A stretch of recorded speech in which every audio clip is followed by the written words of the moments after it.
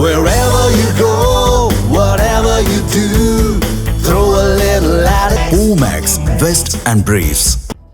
வங்கதேசத்தில் பொது வாக்கெடுப்பு நடத்துவது ஒன்றும் புதிதல்ல. 2011ஆம் ஆண்டு ஆட்சி பொறுப்பேற்ற ஷேக் ஹசீனா பொது வாக்கெடுப்பு முறையை சட்ட ரீதியாக ரத்து செய்தார். அதற்கு முன்னதாக வங்கதேசத்தில் 3 முறை பொது வாக்கெடுப்பு நடத்தப்பட்டிருக்கிறது. 1977 மற்றும் 1985ஆம் ஆண்டு நடத்தப்பட்ட 2 பொது வாக்கெடுப்புகளில் அப்போதைய அதிபர்கள் அவர்களின் கொள்கைகள் மற்றும் செயல்பாடுகள் மீது மக்களுக்கு நம்பிக்கை இருக்கிறதா என்ற கேள்வி மட்டுமே கேட்கப்பட்டது.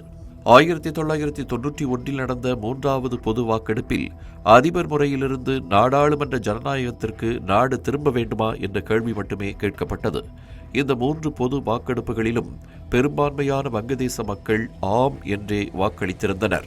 2024ஆம் ஆண்டு ஜூலை மாதம் இடஒதுக்கீடு காரணமாக தொடங்கிய மாணவர்கள் போராட்டம் ஒரு கட்டத்தில் அரசுக்கு எதிரான போராட்டமாக மாறியதால் பிரதமர் பதவியிலிருந்து விலகிய ஷேக் ஹசீனா இந்தியாவில் தஞ்சமடைந்தார்.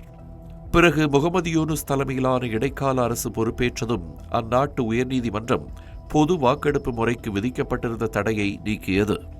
இதற்கிடையே மாணவர்கள் போராட்டத்தை முன்னின்று நடத்திய அமைப்பினர் ஜூலை சாசனம் என்ற பெயரில் புதிய வங்கதேச நிர்வாக சீர்திருத்த வரைபடத்தை உருவாக்கினார்கள். கடந்த நவம்பர் மாதம் ஜூலை சாசனத்தை அமல்படுத்தும் உத்தரவை முகமது யூனுஸ் தலைமையிலான இடைக்கால அரசு அங்கீகரித்தது. அரசியலமைப்பு மற்றும் அரசியல் சீர்திருத்தம், தேர்தல் சீர்திருத்தம், நீதித்துறை மற்றும் நிறுவன சுதந்திரம் மற்றும் இளைஞர் பிரதிநிதித்துவம் ஆகிய 4 முக்கிய அம்சங்களை கொண்டு ஜூலை தேசிய சாசனம் உருவாக்கப்பட்டுள்ளது.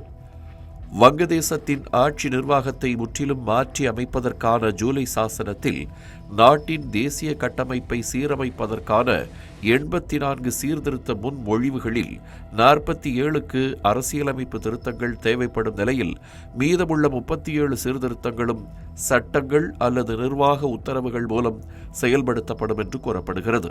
இந்த சாசனத்தின்படி நீண்ட காலமாக ஒரே பிரதமர் நாட்டை ஆள்வதை தடுக்கும் விதமாக இனி ஒருவர் 2 முறை மட்டுமே பிரதமராக முடியும். புதிதாக 100 மேல் சபை இடங்கள் உருவாக்கப்பட்டு அவை தேசிய வாக்குகளின் பங்கை பொறுத்து அனைத்து கட்சிகளுக்கும் பிரித்து கொடுக்கப்படும்.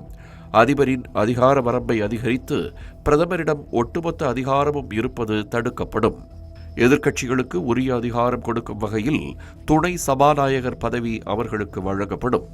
நாடாளுமன்றத்தில் அதிக அளவில் பெண்களின் பிரதிநிதித்துவம் இருப்பதும் உறுதி செய்யப்படும்.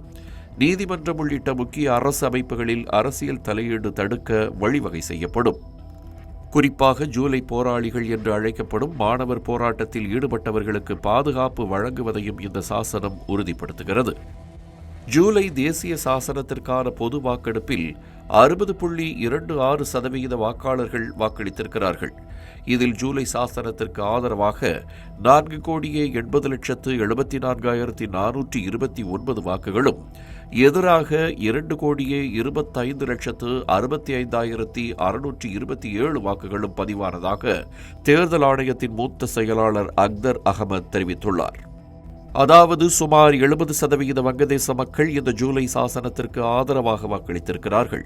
எனவே அரசியலமைப்பு சீர்திருத்த கவுன்சில் இந்த சீர்திருத்தங்களை இன்னும் 270 வேலை நாட்களுக்குள் செயல்படுத்தும் என்று எதிர்பார்க்கப்படுகிறது.